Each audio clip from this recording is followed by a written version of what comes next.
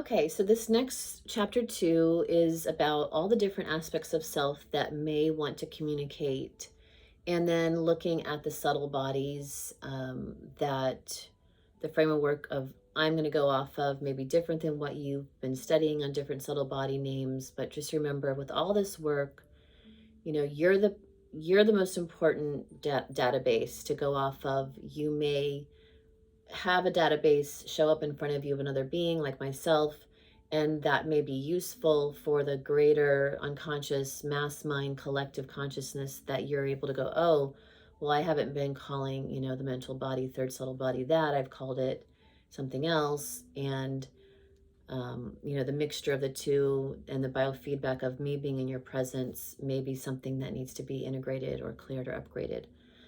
Okay, so the most common aspects of self, we're going to also remind you that on the first chart of the Akashic Soul Pro app, which we all so strongly suggest that you utilize, for it is a great technology to master and work with for being able to, quantum jump and utilize the automatic reading to really use it for currency generation, of bringing current back, bringing light particles back, and then jumping into the highest potential. So that first chart goes along with pages 14, I think, through 16, 14 through 17 in your manual. And it's going over the typical things that have shown up when we are communicating with consciousness. And again, there could be more. You're going to have the keys to that. So you've got your body, a specific body part might want to communicate the inner child. Sometimes the inner child won't speak, but the wounded child wants to speak. Your ego or personality may have something specific to say, completely opposite of the soul, and this is why when we find differing communications or information, we can see why, we're not having mastery over the reality, because we've got split points of view and split programs going on from multiple levels of consciousness not agreeing or having different perspectives. The astral self, dreamtime self may have some communication, a lot of communication. Excuse me. Archetypes, different type of archetypes that you have carried or are carrying this lifetime or working through, mother, warrior, things like that. Your soul self, your angelic self, your causal self, heavenly self. Soul self and higher self may be, completely different voices. I was very surprised when I first started doing this work that they were different. And again, this is not so much like it's all you, it's all consciousness, but it's different places you identified or the collective identified, and you are part of the collective. And so, strong in this strong now moment, everybody's talking to higher self in your reality, a lot of people around you, and you are starting to really focus in on the soul. There may be differing, packets of informations, like clouds of informations are different.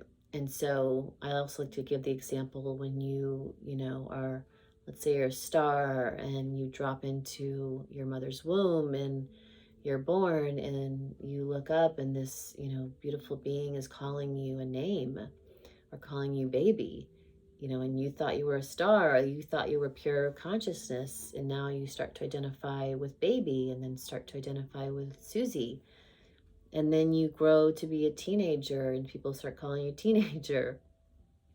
And then so on. All of those are holding different aspects of self identifications. And so they actually form sometimes different, identities and realities and textures to the consciousness that you be. So this is why, when you're speaking to the umbrella of consciousness and it's not answering, and then you get a nudge intuitively that your soul wants to speak or your left toe wants to speak, then you're going to listen and address those conscious aspects. Oversoul is sometimes goes along with causal self. To me, it's like, or the oversoul is like this cloud of larger, big, giant self, and the soul is kind of dropped down. And sometimes, I'll see like 12 higher self consciousness is over the soul that I am, and then above that, holding all of that, is the oversoul. And sometimes I'll notice that different versions of me this lifetime, or different, what we call walk-ins, have happened after near-death experiences. And it's like when you go on the other side and you realize your eternal nature, you pull back into your avatar, into the soul, and you've changed. And so it's almost like there's different change outs of soul packets, or soul pool of energy pulls in more information and you shift. The monad sometimes is seen as like, in Latin it means the one, but it's seen as, group of souls working together on sometimes a mission. Sometimes it's just because you're in a store together and that monad of tribe have chosen to show up and project the reality of it looking like a store that you're in, and doing the things that you do in a store. So monad consciousness, group of souls working together for a common reality projection. And then source, a higher power or beginning point from where the light of soul is being projected from. Space or great mother has spoken, plane of existence has spoken, animal consciousness sometimes works at the second energy center along with the inner child or wounded child. And all of these aspects of self that I'm communicating, sometimes there's a really strong connection, and I'll put up a slide on this video of, the body coming out the first energy center doorway. The second is the inner child or animal. Third, personality. Fourth, astral self. Fifth, archetypal. Sixth, angelic. Seventh, causal. Eighth, the soul. 9, energy center, the higher self. 10, the oversoul. 11, the monad, and 12, source, and so on. So that also might be something that becomes a strong reference point of understanding that if you imagine yourself coming out your 6th energy center, it's like you're tapping into the angelic consciousness that you be. Okay. Alien self, your earth self, or understanding yourself as Gaia. When we get to these bigger omnipresent stance, realizing that we are all of this, you may feel that you literally become part of these greater aspects like the earth or Gaia. Your star self has come in strongly with doing this work through the years, activating your star consciousness, realizing that you are a star, and you are growing each time you bring in more soul essence. You actually evolve from a star to a galactic center, to a supernova, to a giant black dwarf, etc. You keep expanding and exploding sometimes. Starseed consciousness, Buddhic consciousness, Atmic consciousness, avatar, and there's definitions in here for you to look at. The one, your general consciousness, you'll hear me speak to a lot. Another soul in the body, or an out-of-body spirit may want to communicate to you, someone who's passed on, and other possible consciousness aspects that I didn't even list here may want to communicate. So, be aware that there's many aspects of self, and, if you're keeping it simple, because I've had people in classes be like, I just want to keep it really simple, and great, but I'll let you know, because I was you, that at the right time, if your consciousness wants you to dive into these other aspects, it will. And so after leading, going on 20 plus years of doing this, leading ascension circles, if that aspect of self wants to communicate and we are not dialed into it, it will not move us forward in the class until we do. Sometimes lights won't go on, electronics won't work, somebody can't stop crying, something needs to be identified specifically before it will have us move on. Okay, and the last part of chapter 2 is looking at the aspects of the light bodies of consciousnness. So as you look at your energy centers, the first energy center, could essentially come out and form the first subtle body. Like if you're out between your legs, I'll put an image up here. Out between your legs, that energy is coming down the central channel, and it forms this first envelope of energy around your physical body, avatar. And a lot of times the odd number energy centers look like webbing, and then the even energy centers looks like cloud filler in between the webbing. So first energy center, or excuse me, first subtle body, and the third subtle body, it'd be like filler in between here, like cloud for the second energy body. So your first is 1 to 3 inches off the body, typically the etheric subtle body. The second, the emotional subtle body, about 3 to 5 inches off the body. And then 5 to 7, the mental subtle body.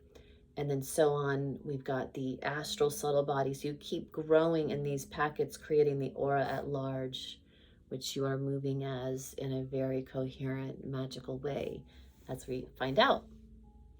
And then we, move on into the 5th subtle body, and the archetypal subtle body, the angelic subtle body, the causal self subtle body. I talked in here about the Christ awareness, your higher self, your soul body, your oversoul body, or Buddhic subtle body, also spoken about, similar to oversoul. Your avatar subtle body, I've talked about those with star self and the atmic subtle body. Your monadic subtle body with the one, those two can kind of pair together or be interchanged. Source. And then as you move out of this greater soul packet, or aura, I should say, not so much your soul, as you expand your awareness and you master, or your consciousness kind of guides you through these layers, what starts to happen, and has happened for myself in groups, is that you then start to then realize that you're not just in the soul packet, you are actually throughout the plane of existence, you are holding plane of existence, you're holding space, you are in the Great Mother. And that then starts to unravel and undo a lot of us and them duality, and really allows you to drop bigger into the witness and be able to have more clarity, more ability with driving the reality in most magical ways, and really holding a great magic carpet, a great space for all beings to be what you allow them to be awakened souls living their best life at this highest potential. Even if you are got one foot in one world and one in another, and you're watching things collapse at a level, but that those collapse need to happen in order for those souls to awaken. That they need to have their dark night of the soul. So that that's happening, but at another invitation, while you're holding a higher plane of existence, a higher potential, higher probability, you see those souls at the same time, like an overlay, like a mirage. You can see that they actually are evolved, and they are already there in these higher planes. They already are these awakened beings, and they too are waiting for their aspects of self to all evolve. So those two, planes of existences, one when there's one that you're witnessing and all these things are collapsing in chaos, but this higher, very stable, loving, joyous, it's like all those beings, those evolved beings, are looking down and saying, you got this, you can do it. And the other ones are having their dark night of the soul, looking up, going, please help me, higher self. And so you, as you evolve in this practice, are going to realize that you can be the great invitation, holding the great space of the highest potential plane of existence. So I'm going to let you read through those aspects of consciousness and of the different subtle bodies. And, if you have any questions, please go ahead and reach out, but realize that even those aspects of your aura may have new information for you as you read, as you meditate. They too may be education for you as you are getting information and you're doing sessions on yourself and others. You're always looking to get the most information and then say, am I complete? So if you're not complete and all of a sudden you get a nudge, chapter 2, oh, there's those, subtle bodies, and you use your intuition in whatever way you're using it, and you find out that you need to really dial into the Atmic consciousness or Buddhic consciousness, Or, you know, your mental subtle body really has this plasmoid, this light package of information over on your left hand side, out from your heart, and you realize, wow, you know, about a foot and a half, that's my mental subtle body around me. Ooh, wow, no wonder I've been feeling something out here. And then you ask if you're complete after getting those downloads about Buddha consciousness, Atmic consciousness, mental subtle body, this film around you and your aura. And you're like, whoa. That information gets you complete, gives you downloads, and then allows for all the light particles to start moving and changing position from fixed position in that film that you were feeling around you in the third subtle body to, oh, now it's coming through the aura. Now it's moving through the toroidal field how it's meant to. Now I've expanded. Now I'm coming into a new superconscious state of my existence. Now I'm tapping into the Atmic consciousness, to this deep avatar remembrance of all my, you know, bending abilities, reality creation abilities. And, you know, the game is on. So I look forward to this course with you. Please let me know if you have any questions.